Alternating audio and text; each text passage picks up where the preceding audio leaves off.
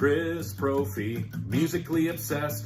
Criss Profi, musically obsessed. With vinyl CDs and cassettes. Criss Profi, musically obsessed. Oh yeah! So my good friend Americana Sam, also known as Sam St. John, has started a thread about turkeys. Fitting for Thanksgiving. He wants us to show some turkeys in our collection. Basically, bad albums by good bands. So I've gathered together some to show you. And if you are not subscribed to Americana Sam, such a cool guy, I will leave a link below to his channel. So let's get into this. First off, I was trying to find the CD of this album because I know I have it. But I can't seem to find it, which probably means that I ran it over with my car. And I'm talking about Lulu by Metallica / Lou Reed. Just a terrible album. I love Metallica. I love Lou Reed. For whatever reason, they just don't work together. Some of the riffs are kind of cool, but then Lou Reed comes in mumbling about being a table, and I just can't get into it. So that's the first one. Now, I've got some CDs and vinyl to show you, so let's start with the CDs. How about this one? By The Cure, 2004's self-titled album, The Cure. Just kind of a misstep for them. None of the songs scream out to me. It's just not a very good album. It feels rushed. It feels like a lot of the songs just weren't given a time to breathe and sort of, I don't know, get good. Not a favorite of mine.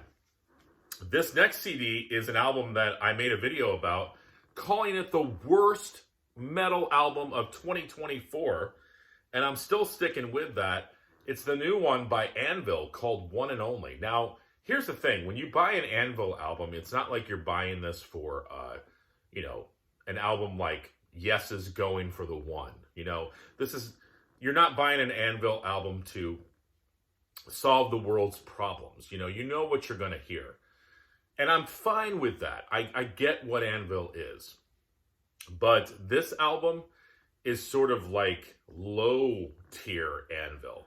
It's sort of like if the guys got hit by an anvil and then made an album, this is what it would sound like. Childish lyrics, riffs and melodies and arrangements that my fifth graders probably could have written better.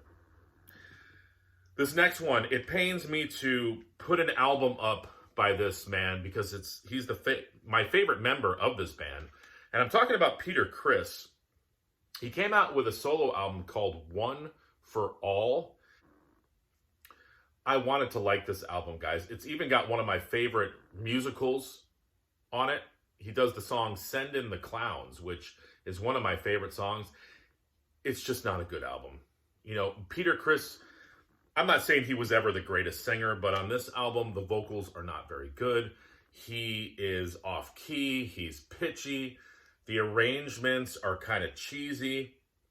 It's just, I've tried to listen to it a couple times. It's a hard album to get through. Peter Criss is One for All. And it pains me to say that because I love Peter Criss. All right, let's get into the vinyl. The Mighty Black Flag. They made a bad album? They did. It's called What The. And we should have all known, probably by the cover, that this was going to be a bad album. But then you look on the back, you're like, oh, okay, Ron Reyes is singing. He was one of, the original singers of Black Flag. Greg Ginn on guitar, Greg Ginn on bass, some guy named Gregory Moore on drums. I don't know who that is. Maybe it's pretty good. No.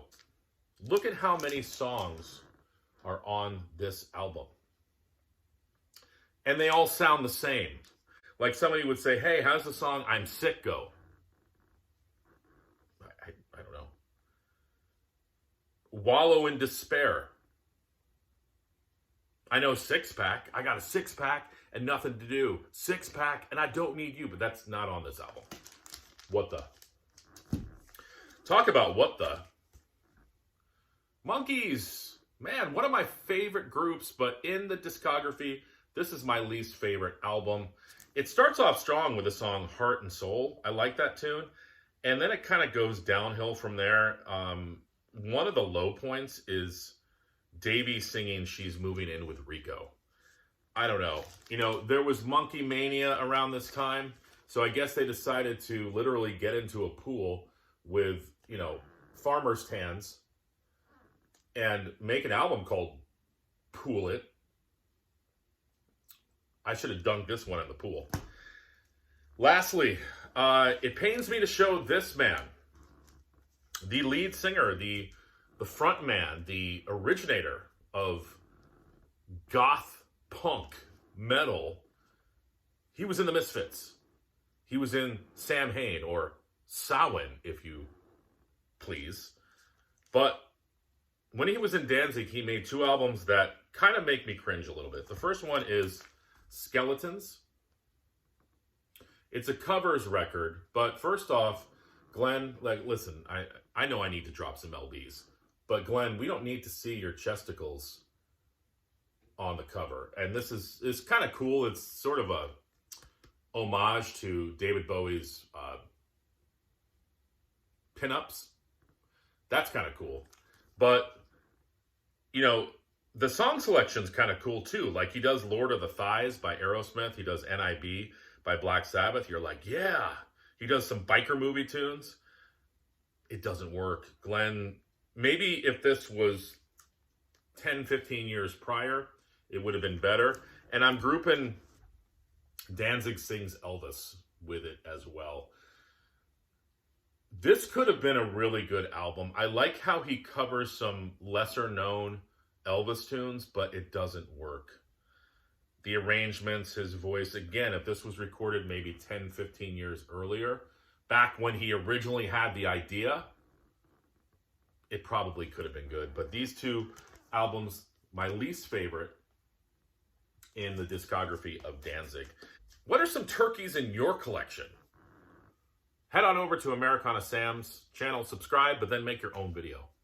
All right, everyone, happy Thanksgiving. Bye.